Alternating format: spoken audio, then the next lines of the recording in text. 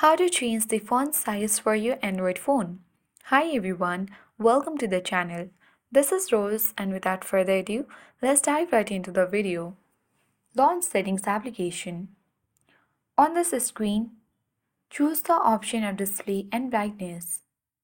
Scroll down, locate font size or font, open it, and here currently you can see the preview of your font size, which is set to small, and your font style, which is set to Realme Sans.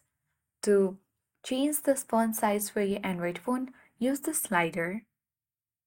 When you make it to default, you can see the preview at top. In this way, you can easily swipe to the right side and enlarge the font size. If you wish to decrease, again use the slider, and then you need to swipe towards the left and you can easily see the preview.